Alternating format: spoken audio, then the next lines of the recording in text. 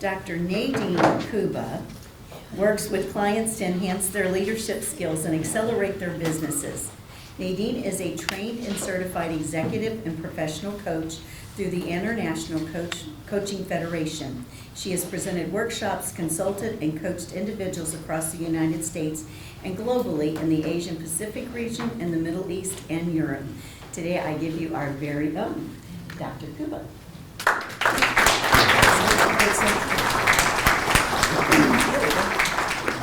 Let me start by asking you, how many of you actually have employees? Okay, so not quite half the group. Do subcontractors. Right. Yes, because you're probably selecting them. Okay. Absolutely. Then you're selecting them, so to do that. What I want to share with you today is a framework that you can use when you are selecting an employee. I'm a solo entrepreneur. I really don't have any employees right now.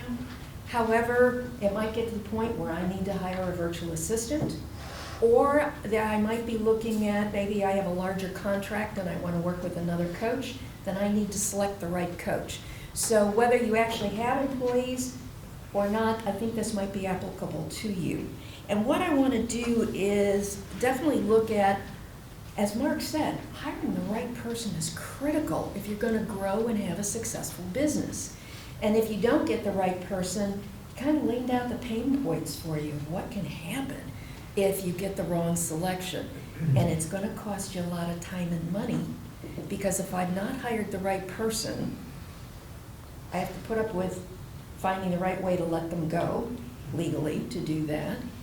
But now I've got to spend all that time to find another person and invest in onboarding them and training them. So getting the right person first is for you a good return on investment versus paying the price down the road.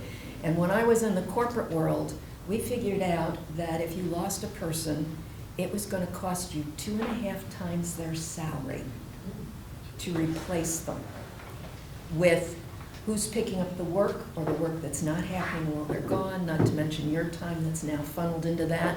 So I want to share with you today a framework that has proven to help people really do better hires and be happier with them. The other thing is, it's a multi-step process. There are certain steps I find people struggle with more than others, and what I want to do is focus a bit more on those steps, and the others I may go over very, very quickly because most people will nod their head and go, yeah, that makes sense, we can do that. So let me start out with step number 1, and that is defining the role with precision. Many people grab a generic job description and go, yep, okay, let's go hire. And I will guarantee you that's your first failure point. I'm going to urge you to think about, what are the must-haves I need in this role? What are the tasks, the responsibilities? And then thinking about, what do people have to have? What skill sets do they have to have? Is there certain training they need to have, certain experience they need to have? But be very clear about your must-haves. Then there might be nice-to-haves. Maybe they bring something a little additionally that might be nice to have, but it's not what you have to have in the role.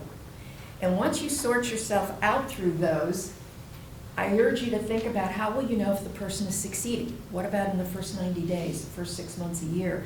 Depending on how complex that role is you're hiring for, will depend on how soon will you get them onboarded. If somebody's at an entry-level position, they may be ready to go and done in 6 months, learned all the processes. But if you have a more complex position, it may take them a full year to learn the entire system that you have, what happens seasonally, whatever it might be. So we really want to take a look at that. Ultimately, what you're going to do is find out, how do they align to the company? How will they see how they fit into the company's strategy that I'll be able to share with them? And what you end up is what we call a scorecard. I now know that when I'm interviewing somebody and I'm going to sit down to decide whether to hire them or not, do they have experience in using the Microsoft platform? Yes, they can use Word. Yes, they can use PowerPoint. Yes, they can use Excel. Or they have done this kind of task before, multiple times. And I want to think about, how am I going to compare the people I interview to be able to say who's a better fit than another. The second thing, for most of you, it really makes sense, is you've got to build your pipeline. So you may be looking at what kind of networks you need to use, what kind of job posting you want to put up, and you want to think about a compelling posting so that they actually understand what you need, those must-haves that are critical so you get the right match. Also, think about what experience that candidate is going to have with you. If any of you ever applied to corporations, your resume kind of went into a black hole and you heard nothing for a while. I worked for Boeing. It could take them 3 months to reply to an application. So are you going to set up a quick system where if I get their application, I send them an email to say, hey, it's been received, we're going to be reviewing it. We plan to start interviews in 30 days, whatever you want to do. Finally, what about diversity and inclusion? Do you need people who are different than you? Maybe train somewhere else and have some different experiences. Then, screening with intention. You want to review the resume. You may want to do a phone screening. You may want to look at what are your knockout criteria. Like if they can't use Microsoft, that might knock them out for you. Or is there a knowledge gap that I could train? Like maybe you have a specific system in your company. No one else uses it. Well, that's a knowledge gap. I can probably train for that. But if it's something that many people are using and you would expect them to have, then perhaps that's a knockout for you. And finally, there is unconscious bias. I need somebody with 1 to 3 experience. Oh, this person's got 5. Oh, they're too expensive. And you remove them before you maybe really want to from the process of selection. Okay. This is where I find people make their biggest mistakes, and that's interviewing folks. And what I'm going to urge you to do is before you ever pull anybody into interview is be very clear about what you need to know. What are the questions you want to ask? So that if you're interviewing 3 candidates, you ask them all the same questions. Otherwise, you can't compare apples to apples. If I forgot to ask somebody about this kind of experience, how am I going to compare them to someone else? The other thing is I can tell you I can do anything. So I'm going to suggest you employ what's called the STAR model or method. And that is, well, Mary, you told me you've dealt with customers before. Share with me a situation where you were dealing with a very difficult customer. What was the situation? What actions did you take? What were the results? Now, you can't just make that up. Either somebody really has done something or they haven't. And if you can ask them about specific situations, you know if they're blowing smoke or if they've really done it. And maybe somebody failed. Then what a smart interviewee will say to you, I did this, this was the result, but this is what I've learned and what I'm going to do differently next time. Okay? But that STAR model can keep you out of trouble a lot. And then you're really comparing apples to apples and oranges to oranges when I sit down to evaluate which one. If you have a larger group of employees, you might want to do a panel. Like if there's other managers that work with you, or maybe with some of their peers to let them meet them. But finally, after you're done, you want to score the people. And that would be if you decided that somebody needed 1 to 3 years experience, this person had 5 years, and I'm going to give them 5 points. If somebody had 2, maybe I'd give them 3 points. So if you run a number crunching thing, you can do that if you on those key criteria you could measure. Although for some of us, we kind of know when we're interviewing people. What does that person have or not have? So then you're going to look at assessing for skill and fit. You're interviewing people, so now you want to think about, do I need to see work samples? Like what if you were hiring a graphic artist? I'd probably want to see a portfolio. What are some of the things you've done? Richard's hiring subcontractors, but they're skilled craftspeople. You could actually ask somebody to show you pictures of some work they've done so you can see what is it like. But you can look at that. If somebody's in communications, maybe you look for a writing sample from them. Then I'm going to tell you, be very cautious about thinking about using any kind of personality or cognitive test. Many people have heard of Myers-Briggs, or they've heard of DISC. The makers of those instruments will tell you they are not for selection, because any person with any personality can do the job. It's more like understanding how they might work with other people, but you don't use it as a selection criteria. So if you really think you need to do that, you may need to hire somebody that is an assessor and then let them give you the data so that you legally are not getting yourself in trouble, or you're not bogusly using information. You also might want to think about culture. Is everybody got the same training I have? Maybe a different school, different perspective, or maybe they worked in a different industry. How might they bring that to give you a bit more variety so you don't have groupthink? And then there are red flags.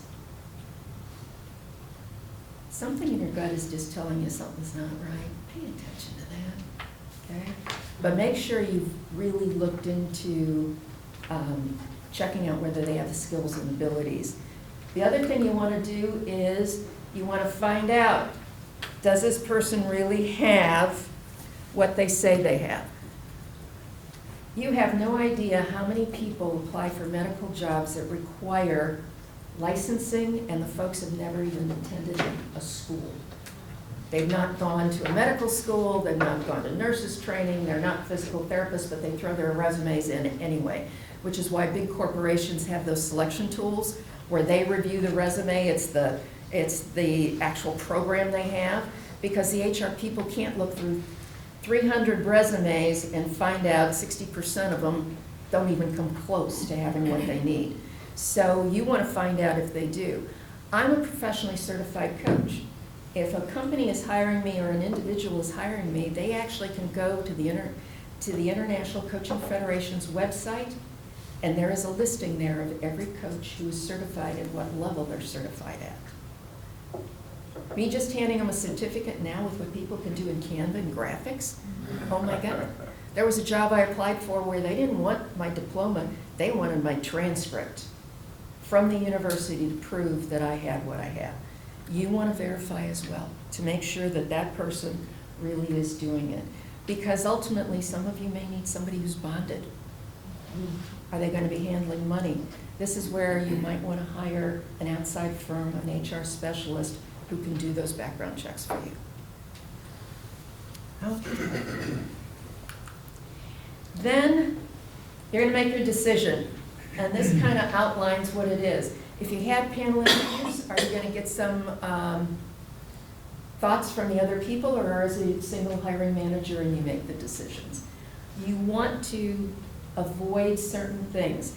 Mark used a great example. Somebody gave a glowing reference, but the person really couldn't do the job. So just don't go with the reference. Make sure you look to see what that person's skills are. The other thing is, are they a lot like you? They went to the same school. Boy, howdy. Yeah, they got to be great. And it's called recency and latency.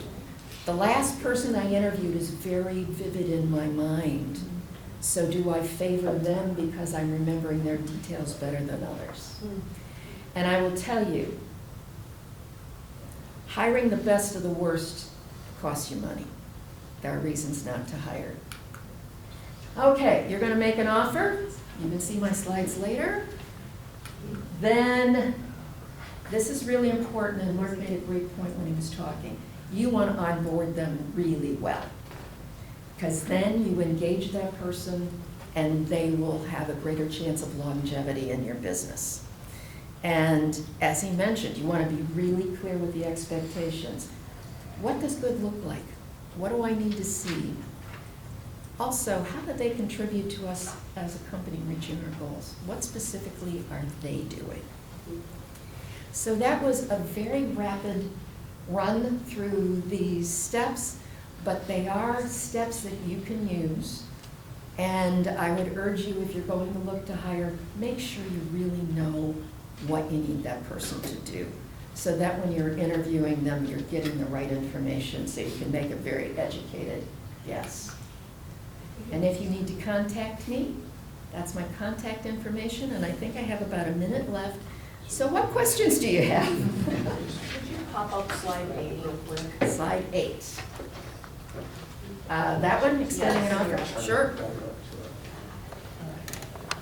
Nadine, I have a question.